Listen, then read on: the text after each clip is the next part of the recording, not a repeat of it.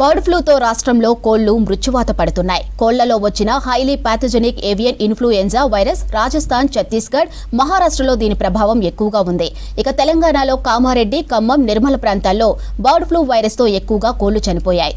ఇక మరోవైపు వైరస్ కట్టడికి ప్రభుత్వం చర్యలు చేపట్టింది. జిల్లా సరిహద్దు ప్రాంతంలో కోళ్ల ట్రాన్స్పోర్టేషన్ వాహనాలు రాకుండా చూడాలని ప్రభుత్వం కలెక్టర్లను ఆదేశించింది. ఇక కోళ్లు తినడంతో మనుషులపై ఎలాంటి ప్రభావం ఉండదని చెప్తున్న veterinary and animal husbandry additional director మలేశ్వరితో నరేష్ ఫేస్ టు ఫేస్. ఈ మధ్యకాలంలో కోళ్లకు ఒక కొత్త రోగం వచ్చి వైరస్ వచ్చి చాలా చనిపోతూ ఉన్నాయనేటటువంటి ప్రచారం బాగా జరుగుతూ ఉంది.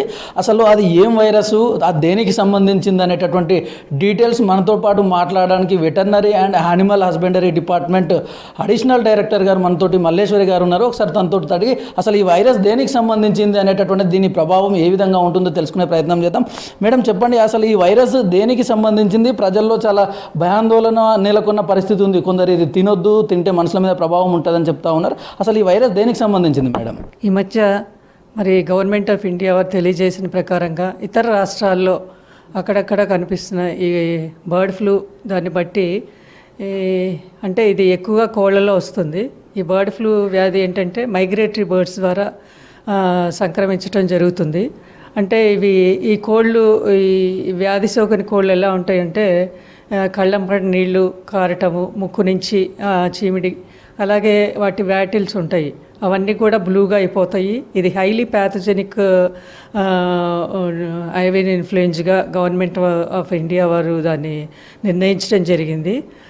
వాటి ప్రకారం ఏంటంటే కోళ్ళు వాటి ఇంక్యుబేషన్ పీరియడ్, వాటికి ఈ డిసీజ్ వచ్చిన 2 నుండి 14 రోజుల్లో ఈ వ్యాధి సోకటం జరుగుతుంది. ఈ వ్యాధి సోకిన కోళ్ళు ఏంటంటే సడన్గా చనిపోవటం జరుగుతుంది.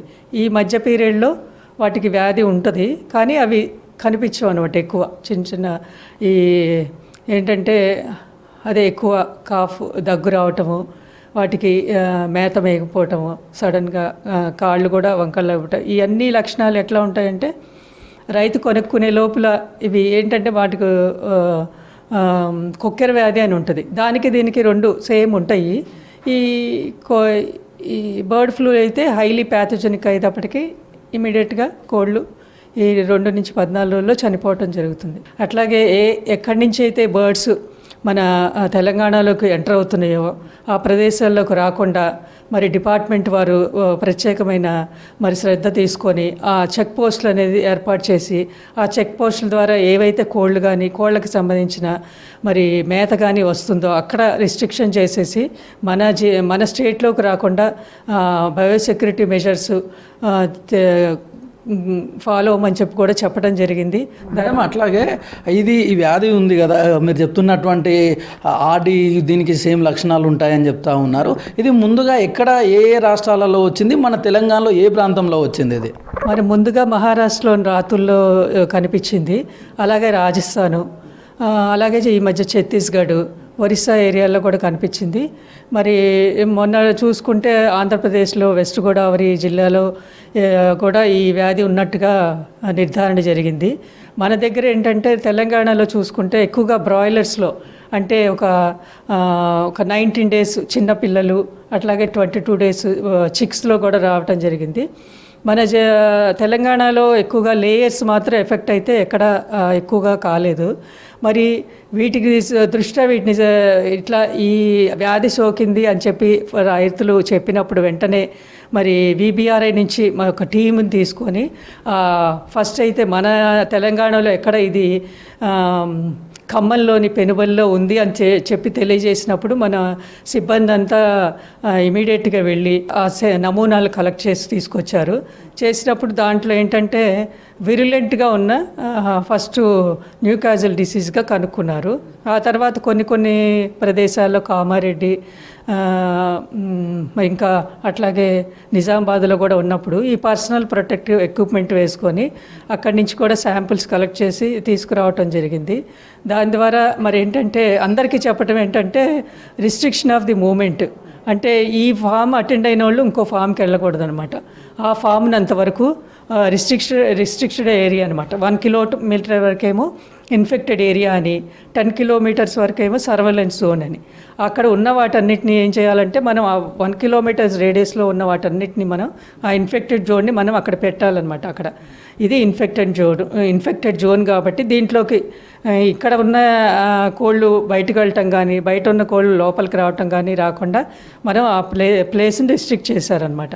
ఆ తర్వాత అక్కడున్న 10 కిలోమీటర్స్ రేడియస్లో ఉన్న ఏరియాను కూడా సర్వైలెన్స్ జోన్గా పెట్టి దాని నుంచి కూడా శాంపిల్స్ కలెక్ట్ చేసి మరి ల్యాబొరేటరీకి తీసుకురావటం జరిగిందనమాట.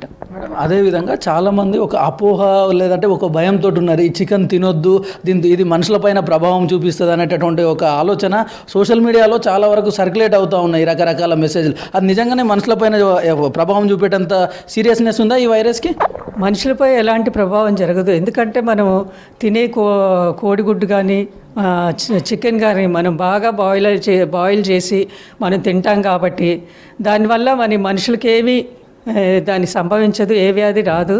కాబట్టి ఇదేదో జూనాటిక్ అంటారు కానీ జూనాటిక్ కాదు, మనుషులకి వ్యాధి రానే రాదు.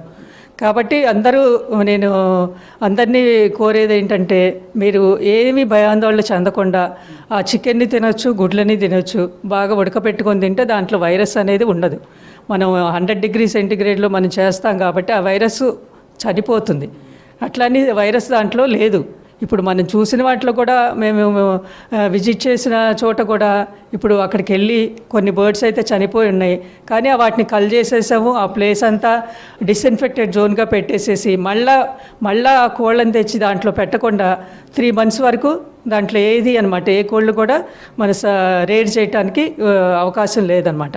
కాబట్టి రైతులందరూ కూడా పౌల్ట్రీ ఫార్మర్స్ అందరూ కూడా మరి దాన్ని ఏదో కొద్దో గొప్ప కోళ్ళు చనిపోయినప్పటికీ దాన్ని ఒక కంటామినేటెడ్ కాకుండా ఆ ప్లేస్ని అంతా కూడా డిస్ఇన్ఫెక్టెడ్ చేయటం జరిగిందనమాట.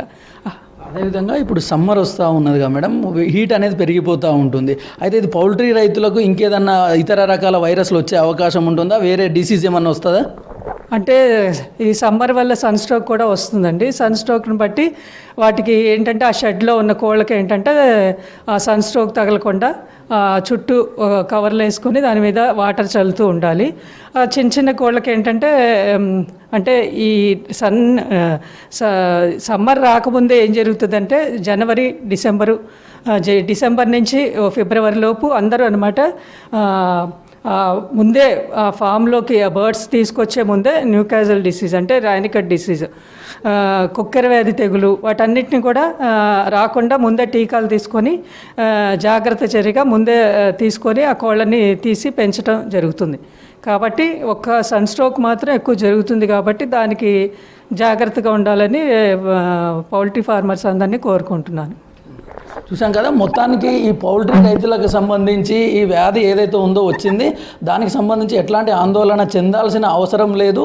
రైతులు ఎట్లాంటి ఇబ్బంది పడద్దు, దీనికి సంబంధించి జాగ్రత్తలు తీసుకుంటే సరిపోతుంది. ఇది మనుషులపైన ఎట్లాంటి ప్రభావం కూడా చూపెట్టదు. రెగ్యులర్ మాదిరిగానే వండేటప్పుడు ప్రాపర్గా కుక్ చేసుకొని తింటే మాత్రం సరిపోతుందని చెప్తా ఉన్నారు. కెమెరామ్యాన్ శ్రీనివాస్తో నరేష్, V6 న్యూస్, హైదరాబాద్.